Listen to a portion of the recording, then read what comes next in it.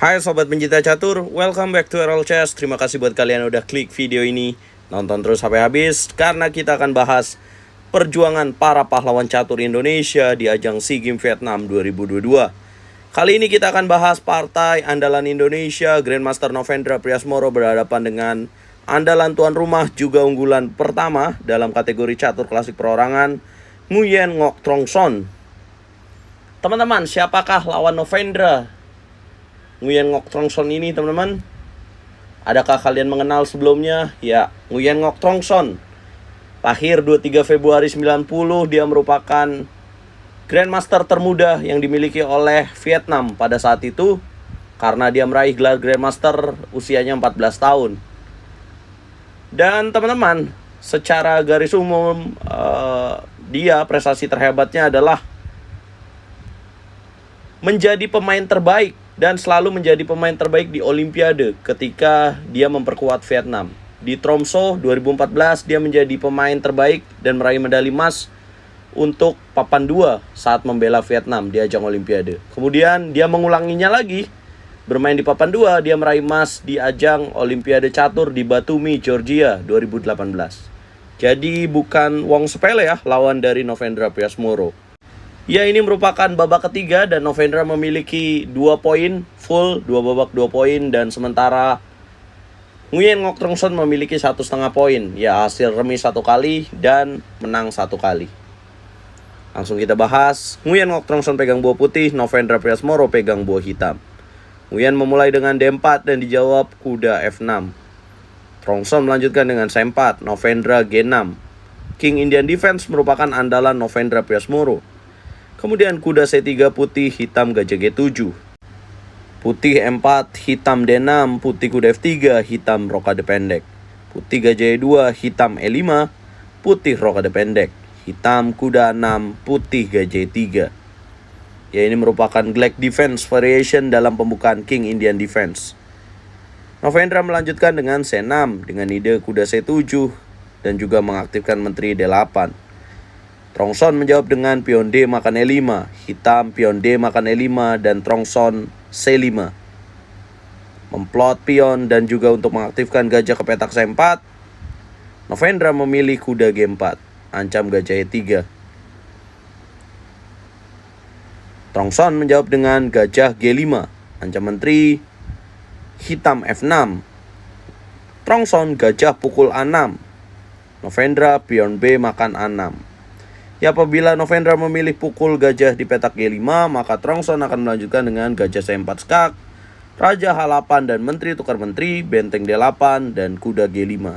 Kalah 1 pion dan juga berbahaya ancaman dengan seperti ini. Kita back to the game setelah gajah A6, hitam Novendra pion B makan A6. Kemudian menteri B3 skak, raja geser H8 dan putih benteng A D1, Novendra menteri E7. Ya, ada ancaman gajah di petak G5 dan pion C5. Trong Son memilih gajah C1. Ya, membiarkan pion C5 jatuh, Novendra ambil pion C5. Trong Son jalan H3, ancam kuda G4, hitam kuda H6. Putih gajah E3, hitam menteri E7. Putih menteri C4 dengan ide gajah C5 dan ancam pion C6, hitam benteng E8. Nah, sudah 18 langkah secara evaluation bar di sini dikatakan bahwa putih unggul dengan cukup besar. Mengapa, teman-teman? Ya, mungkin kita lihat ya bahwa Nguyen Ngoc Trong Son mengambil inisiatif serangan dan juga koordinasi dari buah Novendra kurang begitu bagus ya, teman-teman. Melanjutkan ini, Trong Son makan pion C6, ancam benteng, Novendra gajah B7 dan Novendra ancam menteri, kemudian Trong Son menteri A4. Hitam benteng D8, putih benteng pukul benteng, benteng pukul benteng, dan benteng D1 dimainkan oleh Trong Son. Apa yang dimau oleh Trong Son? Ya adalah bermain menuju endgame karena di sini Novendra punya kelemahan pada pion di petak A7. Kemudian Novendra benteng pukul benteng, Trong Son menteri pukul benteng, kuda F7, dan ambil pion A7. Kali ini kita melihat bahwa Kebalikannya ya. Tadi Novendra yang unggul 1 pion, sekarang Nguyen Ngoc Trongson yang unggul dengan 1 pion. Novendra melanjutkan dengan gajah pukul pion E4, Trongson kuda pukul gajah, dan Novendra menteri makan gajah. Langkah apakah yang harus dilakukan oleh putih dalam posisi ini, teman-teman? Ini waktunya challenge time. Yes, tepat sekali adalah menteri ke petak D5. Centralization dan menteri di sini sangat mengganggu ruang bagi hitam. Setelah menteri D5, Novendra H6, Trongson makin masuk dengan menteri E6. Ancam kuda F6. Novendra memilih menteri C7. Ya, Novendra coba memancing apabila Trongson melakukan kesalahan dengan kuda pukul F6, maka Novendra sudah bersiap dengan tipuan menteri C1 skak, raja H2, dan menteri F4 menjatuhkan kuda di petak F6. Seperti kita tahu, lawan Novendra bukan lawan yang mudah, sehingga Trongson melihat itu dan dia jalan G3. Novendra F5, putih kuda F6. Dengan ide menteri A8 skak, Novendra gajah pukul kuda, menteri pukul gajah skak putih, kemudian raja H7. Trongson kuda H4, ancam pion G6, hitam kuda H8.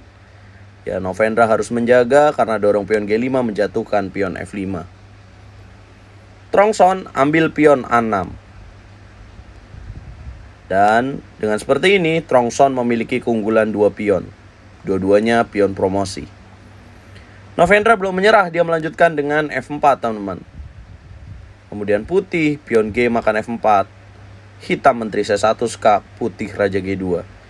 Hitam menteri pukul pion F4, putih menteri B7 skak. Hitam kuda F7, Trongson menteri F3. Ya, menyederhanakan permainan. Novendra menolak dengan menteri G5 skak, putih menteri G4. Novendra mundur menteri F6, putih A4. Novendra H5, Trongson kembali lagi coba menukar dengan menteri F3. Hitam menteri E6, putih dorong pion A5. Hitam kuda G5, putih menteri E3. Hitam menteri C6 skak, putih raja H2. Hitam raja H6, putih B4. Hitam menteri C8, putih menutup kemenangan dengan raja G2. Sulit bagi Novendra, jikapun dilanjutkan dengan menteri B7, maka putih ada ancaman kuda F3 menutup dan mengancam kuda di petak G5. Jelas ini kalah, teman-teman. Dan apa yang terjadi dengan Novendra? Mengapa dia bisa kalah? Ya, kalau kita lihat di sini adalah Nguyen Ngoc Trongson mampu menampilkan permainan terbaiknya, dan Nguyen Ngoc Trongson mampu membuat Novendra tidak bermain dengan gaya bermainnya ya, teman-teman. Dimana Nguyen Ngoc Trongson langsung ambil permainan posisional. Dan inilah yang terjadi. Yang pasti lawan Novendra memang berat dan unggulan utama dari kategori ini, dan kita doakan Novendra bisa bangkit dan mengambil sisa babak yang tersisa. Sayang di babak keempat nanti Novendra harus berhadapan dengan pecatur Indonesia juga, Master Internasional Muhammad Ervan, yang menang atas pecatur Singapura Tin Jing Yao. Ayo teman-teman, aku butuh bantuan kalian untuk support para pecatur Indonesia agar bisa comeback stronger. Banyak yang nanyain Lee Kuang Lim main gak sih bang? Ya, Lee Kuang Lim akan turun, tapi mungkin tidak di kategori ini, teman-teman. Jadi setiap kategori negara bisa mengirimkan 2 pemain terbaiknya. Pokoknya kalian ikutin terus konten SEA Games hanya di YouTube RL Chess. Dukung terus percaturan Indonesia, dukung terus RL Chess, Catur Yes Indonesia, Jaya bosku.